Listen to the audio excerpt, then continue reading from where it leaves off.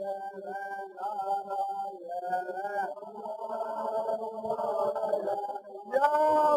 रामचंद्र की और मुख्यमंत्री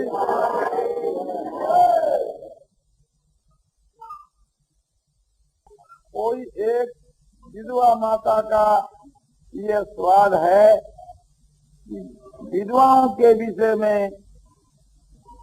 आप जो है तो कहें, विधवाओं का क्या कर्तव्य है और विधवाओं को अपना जीवन किस प्रकार से बिताना चाहिए और विधवाओं के साथ में हम लोगों को कैसा व्यवहार करना चाहिए इत्यादि जो बातें हैं वो कही जाती है। विधवा माताओं को क्या करना चाहिए इस विषय के बीच के वहाँ हमारे शास्त्रों में ये बात बतलाई है कि उनको अपना जीवन जो है तो त्याग पूर्व बिताना चाहिए।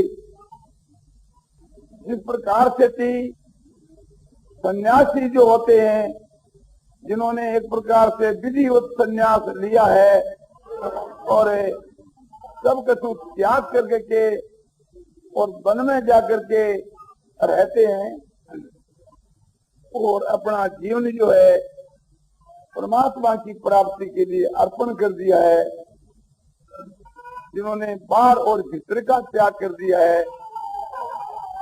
इस प्रकार से थी अपने विधवा माताओं को जीवन बिताना चाहिए। उनको संन्यास आश्रम ग्रहण करने की कोई आवश्यकता नहीं है। घर के मां ही एक प्रकार से थी वो संन्यास नहीं है, यानी भोगों का त्याग कर देना चाहिए, श्रृंगार का त्याग कर देना चाहिए। श्रृंगार करने वाली स्त्रियों के पास में कभी नहीं बैठना चाहिए। यदि काम पड़ जावे तो मन के बीच के मां वैराग रखना चाहिए और ये समझना चाहिए कि ये जो श्रृंगार है ये मेरे लिए कलंक है। जैसे पतिव्रता जो स्त्री है पति के विदेश जाने पर वह श्रृंगार का त्याग कर देती है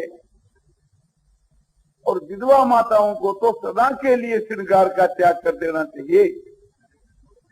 जो नारी विधवा होकर श्रृंगार करती है उसका जन्म है तो दूषित हो जाता है, उसमें कोई बुरी अश्लील घटना घट जाती है। जैसे सुहागन जो माताएं हैं उनके लिए थोड़े श्रृंगार बतलाए गए, उनमें एक भी श्रृंगार जो तो विधवा स्त्री को नहीं करना चाहिए। यहाँ तक बतलाता है शास्त्र की जो केस भी नहीं रखने चाहिए, किंतु आजकल के समय के बीच के मां दूसरे लोग जो है तो विशेष एक प्रकार से थी अपने निंदा करेंगे, इस दृष्टि से थी केस रख लिए जावे, किंतु उसको अपने सुहागन स्त्रियां जिस प्रकार से थी श्रृंगार करती है उस प्रकार केसों का श्रृंगार नहीं करना चाहिए। उनको हाथों के बीच के मां चूड़ी रखने के लिए भी शास्त्र निषेध करता है, किंतु लौकिक व्यवहार को देख कर करके के एक प्रकार से साधारण जो एक चूड़ियां पहन ली जावे, किंतु वो चूड़ियां कांच की नहीं होनी चाहिए, हाथी दांत की नहीं होनी चाहिए। आगे तो समझो कि विधवा जो स्त्री है वो चांदी की चूड़ी पहना करती थी, नारियल की चूड़ी पहना करती थी, किंतु आजकल वो देखने में वो बात नहीं आती है। बहुत सी स्त्रियां सोने की चूड़ियां पहनती है।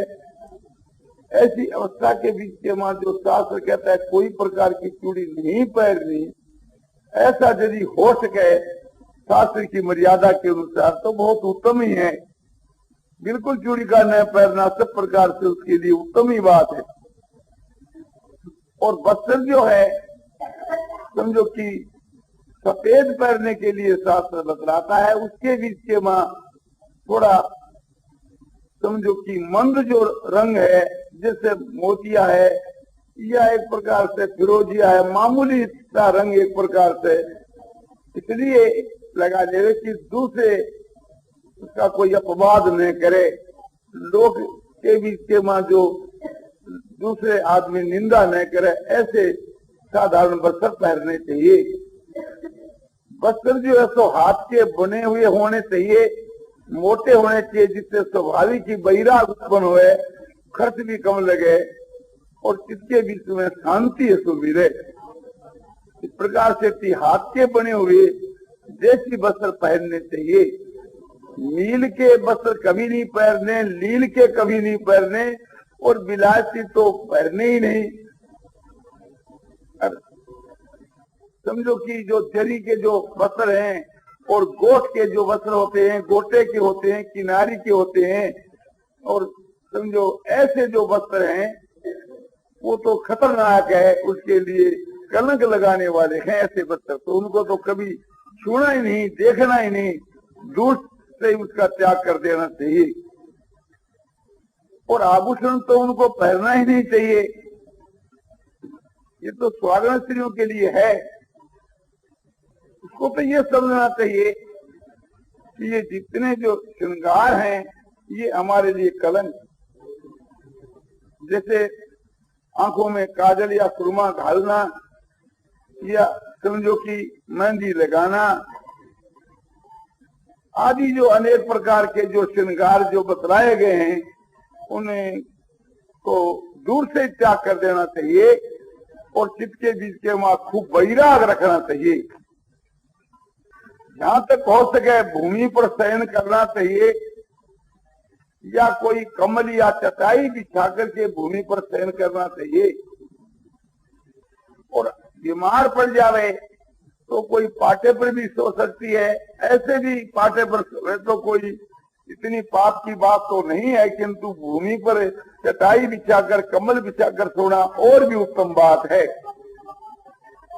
बढ़िया जो समझो पलंग है, ढोलिया है, उस पर कभी नहीं सोना चाहिए। भोजन के लिए सात्विक भोजन करना चाहिए और साधारण भोजन करना चाहिए। कम से कम दामों के बीच के मां जो एक काम यानी शरीर का निर्वाह हो जावे, काम चल सके, ऐसा भोजन करना चाहिए। जैसे समझो कि आपने खिचड़ी है या चावल दाल है या रोटी है या हल्का है इत्यादि जो ये साधारण जो भोजन है अपने करना चाहिए। बढ़िया जो भोजन है जैसे समझो कि मलाई खाना, मिठाई खाना या एक प्रकार से दूध पीना या जो एक बढ़िया बढ़िया जो भोजन करना, मिष्टान जो है, मेवा जो है, बाणस जो है, दामी जो चीज है उसका सेवन ध्यान तक को नहीं करना चाहिए। इसी प्रकार से कोई प्रकार का व्यसन नहीं करना चाहिए, यानी चौपड़ता खेलना या मादक वस्तु का सेवन करना, थिएटर तमाशा देखना, विवाह आदि के मां भी जहां तक शामिल नहीं होना चाहिए, दूर ही रहना चाहिए। जो गाजा बाजा, विवाह शादी, उत्सव जो है एक प्रकार से मेले इत्यादि से दूर रहना चाहिए। जैसे साधु महात्मा लोग एकांत में रह करके अपना भजन ध्यान करते हैं, इस प्रकार अपना जीवन बिताना चाहिए। एकांत के बीच के मां रह करके भगवान के नाम का जप करना चाहिए। कम से कम 22,000 नाम तो रोज उच्चारण करने ही चाहिए, उससे अधिक हो जावे तो और भी अच्छी बात है। नहीं तो बतलाया जाता है कि 22,616 रोज मनुष्य को आते हैं, तो इतने नाम तो जपने ही चाहिए। श्वास के साथ के मां नाम का जप बहुत ही उत्तम है, और नहीं तो वाणी के द्वारा नाम का जप करना चाहिए और मन से उस परमात्मा के स्वरूप का ध्यान करना चाहिए। सब जगह के मां निराकार रूप से भगवान विराजमान हो रहे हैं, उस निराकार स्वरूप का ध्यान करना या समझो कि साकार के सहित निराकार का ध्यान करना या सगुण साकार का ध्यान करना, भगवान श्री राम का, श्री कृष्ण का, श्री समझो कि विष्णु भगवान का जिसमें प्रीति होवे, श्रद्धा होवे, रुचि होवे, उसी स्वरूप का ध्यान करना, उसी के नाम का जप करना और संयम से रहना चाहिए। वाणी का संयम रखना चाहिए, ऐसे वचन बोलने चाहिए जो सत्य हुए, प्रिय हुए, हितके हुए और कम बोलना चाहिए। इस प्रकार से वाणी का संयम करना चाहिए और वाणी के द्वारा समझो कि पुस्तकों का स्वाध्याय करना चाहिए।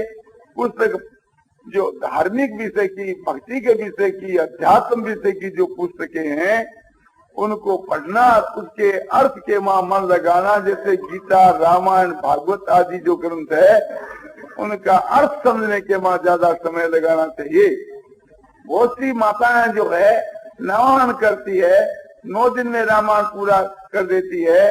इसी प्रकार से बहुत से जो भाई लोग जो है अपने गीता का 18 अध्याय का पाठ करते हैं किंतु अर्थ नहीं समझते। उसकी अपेक्षा अर्थ के सहित करना ज्यादा महत्व की चीज है। एक भाई 18 अध्याय का या एक बहन 18 अध्याय का नित्य पाठ करती है, अर्थ नहीं समझती, और दूसरी अर्थ और भाव के सहित एक अध्याय का पाठ करती है, वो एक अध्याय का पाठ करने वाली उससे श्रेष्ठ है। इसी प्रकार से थी समझो कि रामायण जो है 9 दिन के बीच के मां आपने पूरी करे और अर्थ नहीं है तो करे, तो उसकी अपेक्षा 1 महीने के बीच के मां जो पूरी करके अर्थ सहित पढ़े तो वो ज्यादा अच्छी है।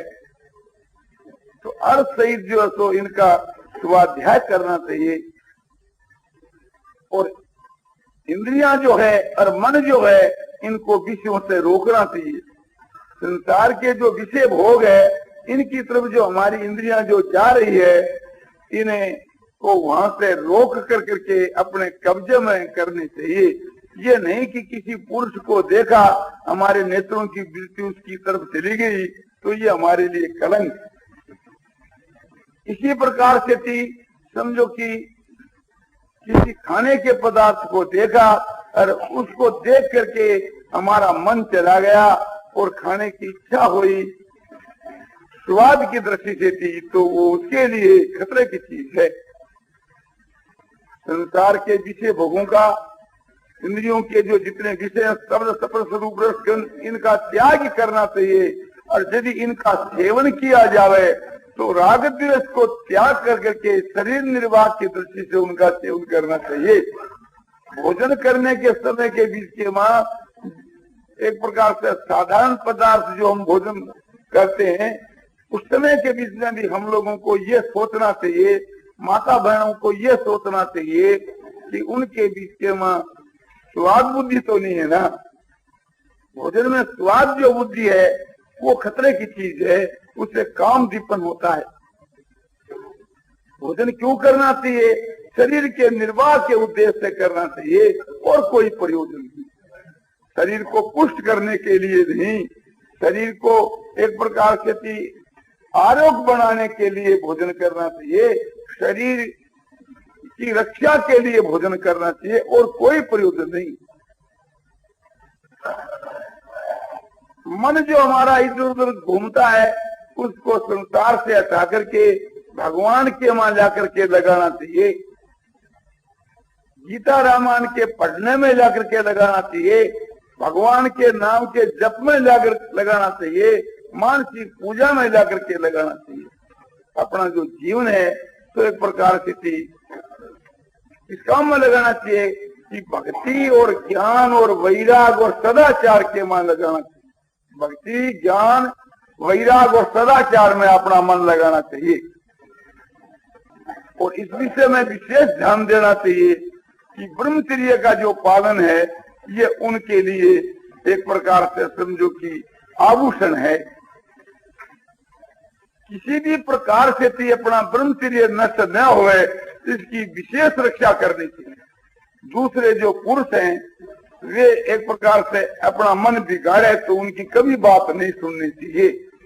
आजकल बहुत से ऐसे पुरुष हैं कि विधवा माता बहनों को उकसाते हैं कि तुम दूसरा विवाह कर लो, उकसाते हैं कि तुम अपने किसी के साथ चली जाओ, तो ये एक प्रकार से थी समझो कि उस विधवा माता के लिए अपने घोर पतन का उपदेश है।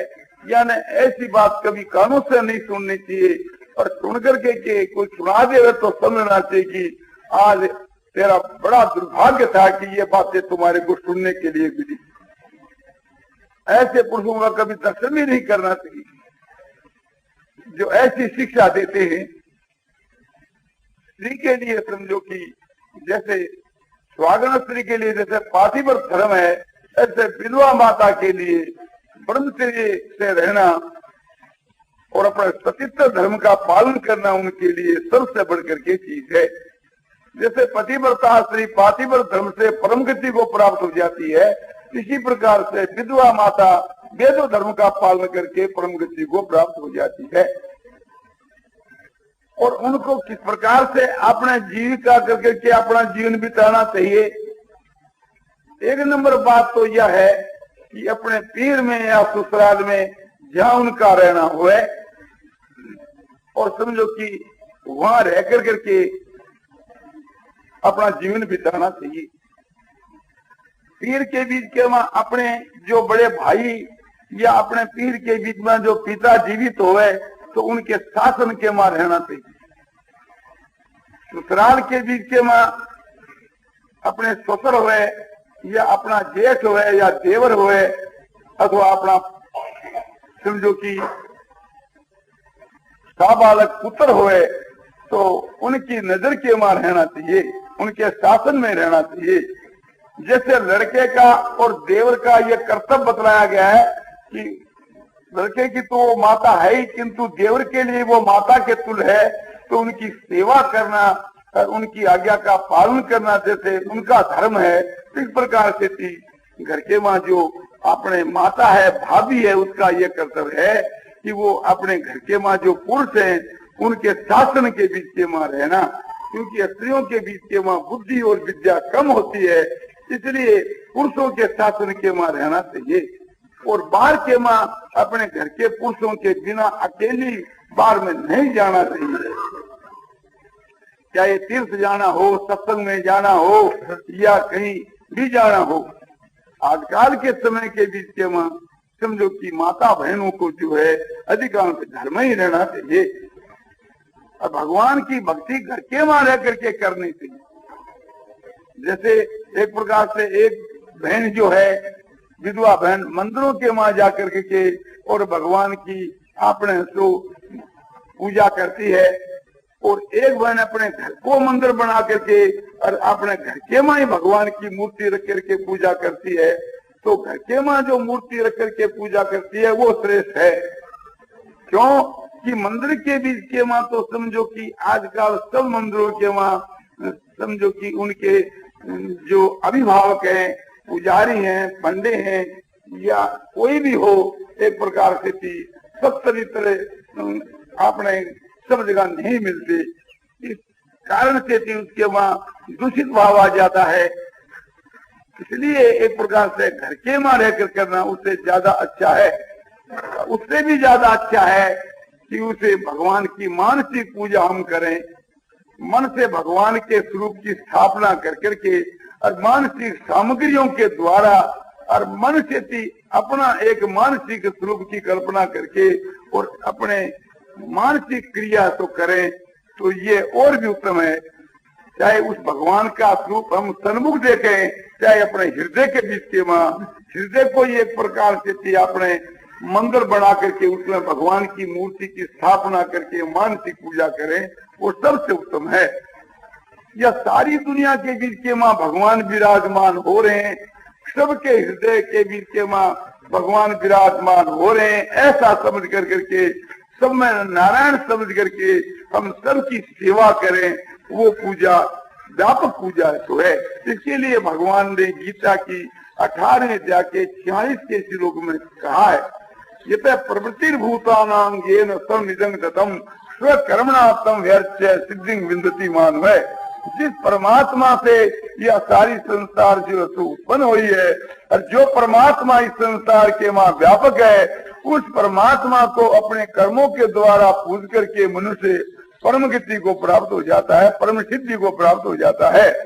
तो इसका अभिप्राय यह है कि जैसे मनुष्य पुरुष जो अपने कर्मों के द्वारा भगवान की पूजा करता है, ऐसा स्त्रियां अपने कर्मों के द्वारा भगवान की पूजा करें, यानी सब में भगवान समझ करके हर उनको सुख पहुंचावे, उनकी सेवा करे। इस प्रकार से अपने कर्म करने चाहिए, इससे उसकी आत्मा शुद्ध होकर के परमात्मा की प्राप्ति हो जाती है। ख्याल रखना चाहिए, जो अपने घर के माँ जो रह करके भोजन करती है, उस भोजन से दुना काम घर का करना चाहिए। तब एक प्रकार से उसका हमारे ऊपर ऋण नहीं होता, बल्कि हमारे द्वारा सेवा हो जाती है। बात यह है कि दूसरों से सेवा करवानी नहीं चाहिए, बल्कि दूसरों की सेवा करनी चाहिए। सेवा करवाने से उसके सिर पर भार बढ़ता है, ऋण बढ़ता है, और सेवा करने से समझो कि अपने जो हम भोजन जो करती है उसका एक प्रकार से मूल्य हो जाता है, और अधिक सेवा हो जाती है, जिससे अपनी आत्मा शुद्ध होकर के पवित्र होकर के अपनी आत्मा का कल्याण हो जाता है। और उच्च भाव से सेवा करनी चाहिए। सब में भगवान विराजमान है, इसलिए सबकी सेवा करनी चाहिए। जो अपने से जो छोटे हैं, एक प्रकार से उनके साथ में वात्सल भाव से उनकी सेवा करनी चाहिए।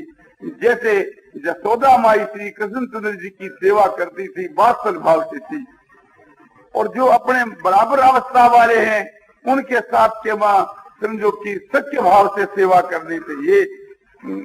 जैसे समझो कि गोपियां भगवान श्री कृष्ण जी की सेवा करती थी, सखियां जो है, और सखे लोग भी जिस प्रकार से सेवा करते थे, इस प्रकार से सेवा करनी चाहिए अपने घर के भी सेवा, क्यों भगवान तो सब में है ही।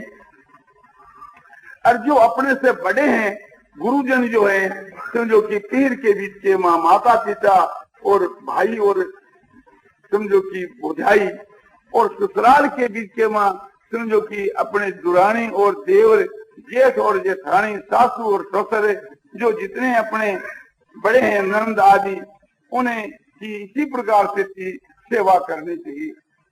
छोटों की जो सेवा है वो वात्सल भाव से, और बराबर वालों की जो सेवा है वो सच्चे भाव से, और जो बड़े हैं उनकी सेवा श्रद्धा पूर्वक पूज्य भाव से करनी चाहिए। इस प्रकार से सबकी सेवा करनी चाहिए।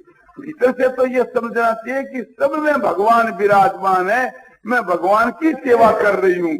और ऊपर का जो व्यवहार है वो एक प्रकार से यथा योग होना चाहिए।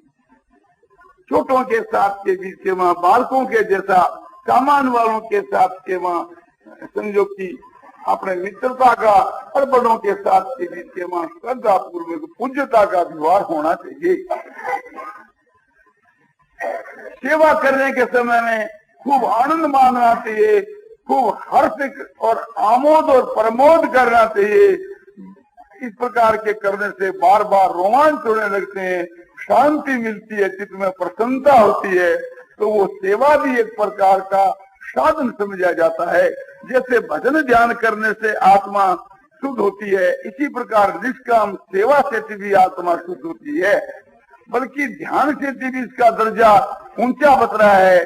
गीता अध्याय 12 श्लोक 12 के उत्तरार्ध के बीच के माँ भगवान कहते हैं कि ध्यानात् कर्म फल त्यागात् शांति निरंतरम। भगवान का जो ध्यान है उससे भी समझो कर्म फल के त्याग की महिमा गाई कि कर्म करे किंतु निष्काम भाव से करे, कर्म का जो फल है वो नहीं चाहे, सेवा तो करे किंतु फल नहीं चाहे, स्वार्थ का त्याग करके सेवा करी जावे, तो वो एक प्रकार से उसका जो फल है वो एक ध्यान से भी श्रेष्ठ है, क्योंकि त्याग के अनंतर शांति मिलती है, इसलिए उसकी महिमा विशेष बतलाई है। तो त्याग पूर्व घर वालों की सेवा करना बड़े महत्व की है। तो ठीक है, आप ख्याल करके देखो, कुंती एक विधवा स्त्री थी, उन्होंने अपना जीवन जो है तो सारा त्याग में बिताया। उनके पति के मरने के बाद कुंती अपने पुत्रों को लेकर के और हस्तिनापुर के वहां आई और अपने पति की हड्डियों को भी साथ के मां लेकर के आई और यथा योग प्रकार से थी, समझो कि उनके संस्कार अपने पति के किए और उसके बाद के मां अपने 5 पुत्रों का पालन किया और समझो कि खटयंत्र रच करके राजा दुर्योधन ने और धृतराष्ट्र ने समझो कि लाखा भवन में भेजकर उनको आग लगाने की तजवीज करी। उस अवस्था के बीच के मां कुंती देवी और समझो कि 5 पांडव उसे आग से बच कर करके चले गए और समझो कि एक सकरा नगरी के मां जाकर के और एक ब्राह्मण के घर के मां गुप्त रूप से रहने लगे। दुर्योधन के भय से, धृतराष्ट्र के भय से कि उनको मालूम हो जाएगा तो वे हम लोगों को मरवा देंगे। वहाँ उस कुंती का जीवन कितना पवित्र बीतता है, किस प्रकार से थी आपत्ति काल के मां विधवा स्त्रियों को, कुटुंब वाली विधवा स्त्रियों को अपना जीवन बिताना चाहिए, ये कुंती देवी से शिक्षा लेनी चाहिए। उसके जो 5 जो पुत्र हैं वे समझो कि वन में जाकर फल मूल कंद लाते थे और एक प्रकार से भीमसेन की खुराक अधिक थी, इसलिए जो कुछ लाते थे आधा तो भीमसेन उसमें खा लेता था और आधे के बीच में 4 भाई और माँ ये उसका हिस्सा करके के अपने भोजन किया करते थे। एक दिन की बात है कि उस ब्राह्मण के ऊपर आपत्ति आ गई। उसे राजा के राज के मां एक राक्षस रहता था जिसका नाम था बकासुर। वो नित्य प्रति एक आदमी को खाता था और एक भैंसे को खाता था और एक गाड़ी जो है समझो कि अनाज की उसको रांध करके के उसको अपने राक्षस को खिलाया जाता था। और उसे शहर में बहुत से घर थे।